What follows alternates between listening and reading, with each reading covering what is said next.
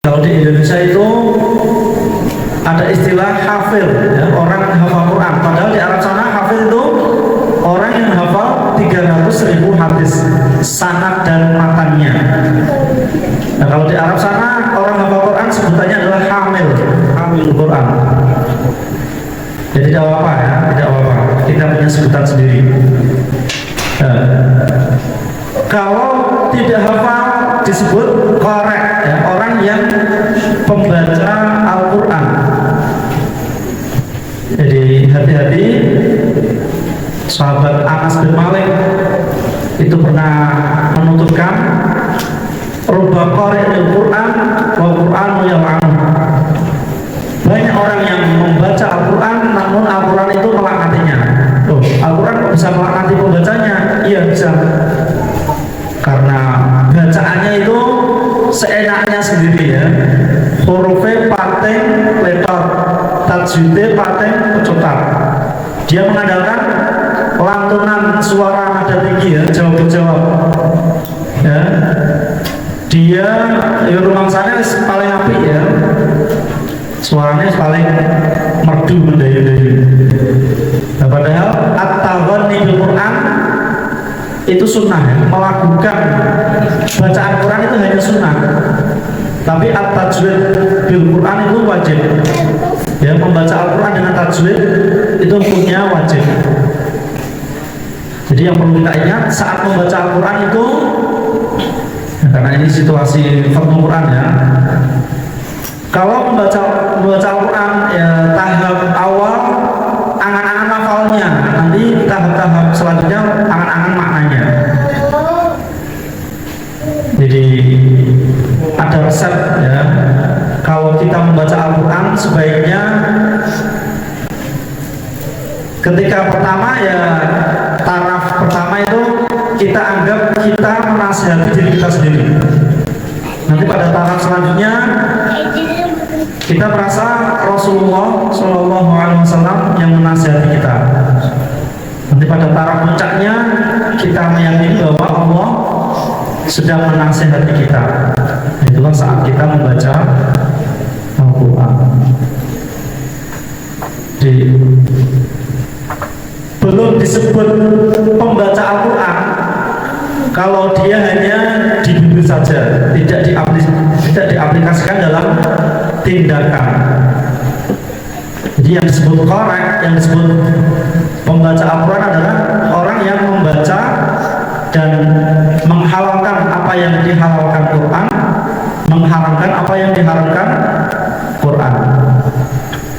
Demikian pula tidak disebut penghafal Quran, tidak disebut hafil, hamil.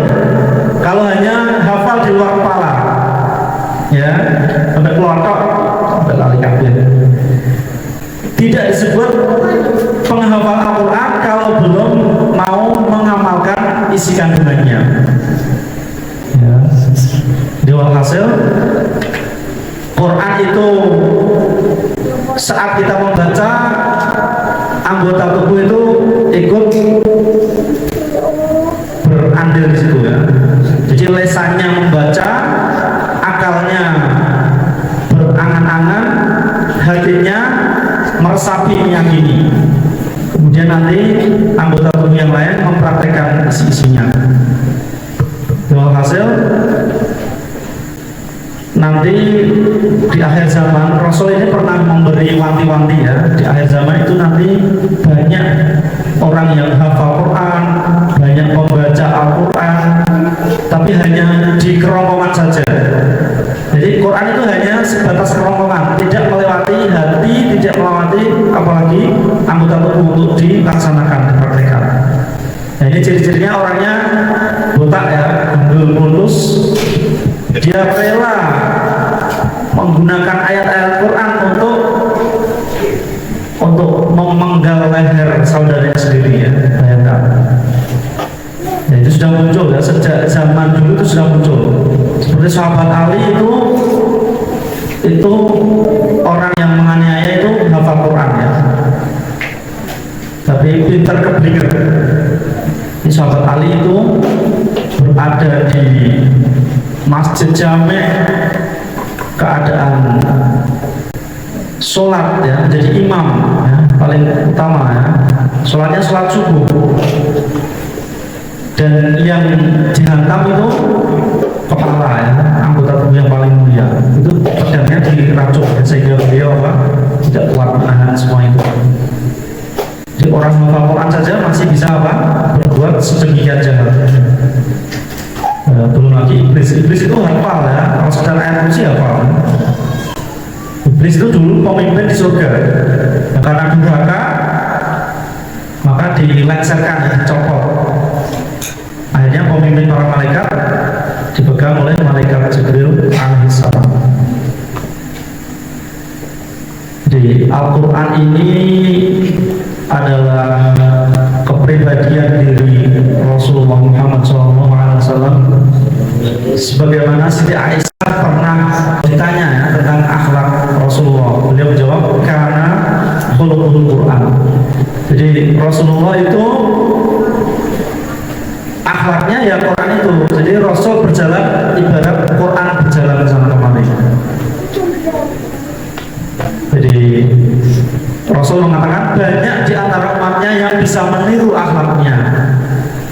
Tapi kalau yang mirip dengan jasa beliau itu Sayyid Hasan dan Husain ya, cucu-cucunya. Jadi dada ke atas ini mirip Sayyid Hasan ya, kemudian dada ke bawah mirip Sayyid Husain. Ini manusia yang mirip jasadnya dengan Rasulullah SAW. Nah, padahal Rasul itu ahsanan nasi khalqa wa khuluqa. Rasulullah itu manusia terbaik, baik dari segi akhlaknya maupun dari segi ciptaannya. Lahir batinnya itu baik semua. Di sebelumnya karena akhlak itu berisi tuntunan, akhlak itu ya cerminan moral ya. Jadi Allah itu mendidik Nabi Muhammad dengan akhlak yang sangat baik, sehingga Nabi Muhammad ini menjadi suri tauladan yang ditiru oleh umatnya. Jadi dalam mendidik ini sahabat Ali mengkategorikan ya, setiap 7 tahun kelipatannya. Sahabat Ali dalam mendidik putra putri ya, sahabat Ali dalam mendidik anak-anak memberi wejangan, jadikanlah anak 7 tahun pertama itu bagikan raja. Terus nopo-nopo diladeni kan ya, mangan bulan, moyo di wawi, terus ditusi dan sebagainya. Nanti 7 tahun kedua perlakukanlah anak seperti tawanan. Di situ anak mulai ditahan biar tidak terlepas ya, biar tidak coro kewannya bedal-bedal ya. Jadi mulai dididik mungkin ibadahnya, mungkin muamalahnya ya, interaksi dengan Allah dan masyarakat dan seterusnya. Kemudian 7 tahun yang ketiga didiklah anak bagaikan sahabat ya, bagaikan sahabat. Jadi karena anak semakin dewasa, mulai kenal cewek cowok ya, mulai punya rasa asmara dan sebagainya ya, mulai berbicara dari hati ke hati ya. Jadi orang tua bisa menyelami perasaan anak-anaknya ya, sing jublu-jublu sama mesem ya, terus sopo calon dulu ya. Ini motif-motif ini siap ditembung ya. Jadi mendidik anak soleh itu siap mas ya, dari ramatek ngatuk ya. Saya yakin kita digu khusuk ya, sebenarnya orang ngatuk ya, saya khusuk benar ya, digu jenengan diberi patek kita orang, tapi artinya mulai ya. Kajian Nabi itu walaupun mata terpejam tapi hati tak pernah tidur. Alamatnya anak soleh. Ada berapa alamatnya? 4. Bisa dimainkan? Monggo.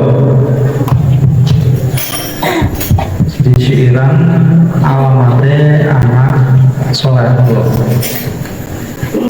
Alamate anak soleh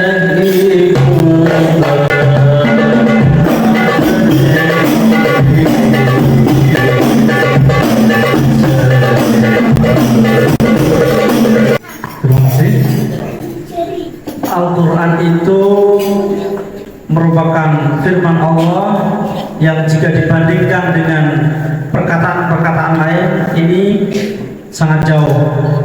Ibarat Al-Quran kalau dibandingkan dengan perkataan-perkataan lain ibarat Allah dibanding semua makhluknya. Orang rambut-rambut ya, orang sing iso ngukur ukuran KCE. Di dulu Imam Abu Hanifah diriwayatkan bermimpi melihat Allah 99 kali.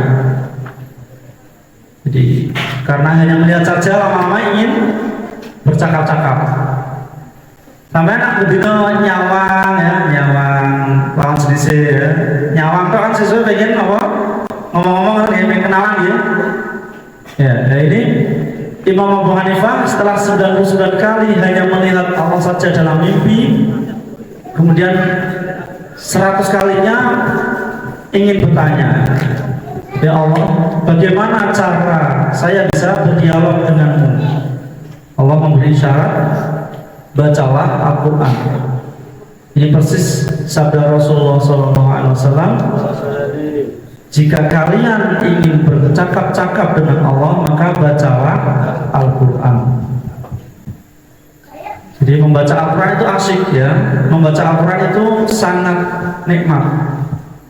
Jangan baca sekali belum paham, 2 kali akan paham, 3 kali tambah paham, 4 kali tambah menemukan ilmu-ilmu baru, 5 kali terus tambah menemukan samudera ilmu yang tak pernah bertepi. Itulah keistimewaan Al-Quran. Jadi Al-Quran itu kalau kita baca saja, faham atau tidak faham itu bernilai ibadah. Semakin kita faham, nilai ibadahnya plus. Semakin kita praktekkan, menjadi plus-plus ya, tak terhingga.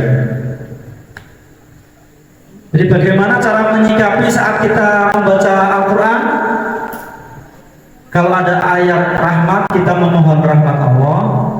Kalau ada ayat tentang adab, kita minta perlindungan dari adab.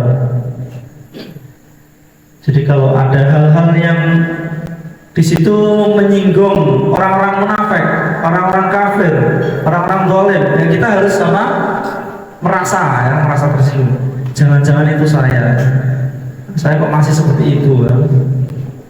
Jadi jangan. Sebaliknya saat di situ membahas orang-orang soleh, orang-orang takwa, orang-orang yang berbuat kebajikan dan sebagainya, kita cara jone metani ya. Aku kok belas orang disurat kayak gini. Aku kok aduh soko perilaku kayak gini.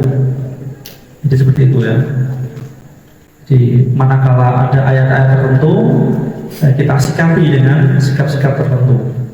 Termasuk saat ada ayat-ayat yang mustajabah, kita berhenti untuk berdoa. Mau tahu ayat yang mustajab dalam Al-Quran?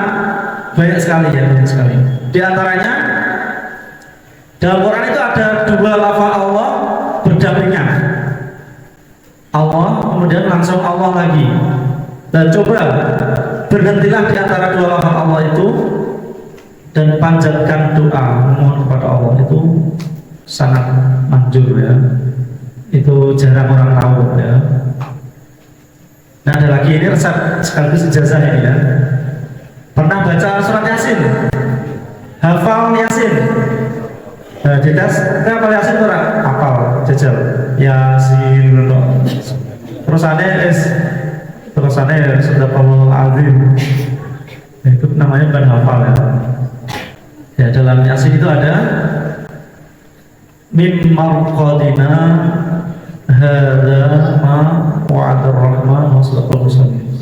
Sebenarnya ayat surat Yasin itu sendiri kalau diniati untuk memanjatkan doa, untuk mengabulkan hajat itu bisa ya, sangat manjur itu ya. Ya, banyak sekali lah ya ayat-ayat di situ makom-makom mustajab untuk berdoa. Jadi ini masih berapa menit atau jam mungkin? Baru jam 10.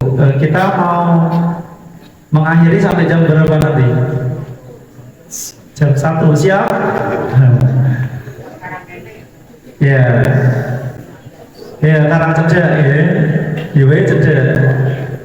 Jawa sing Bekasi, enten Bekasi ya? Wonten sing luar Jawa wonten? Hah? Luar Jawa, wonten nggih.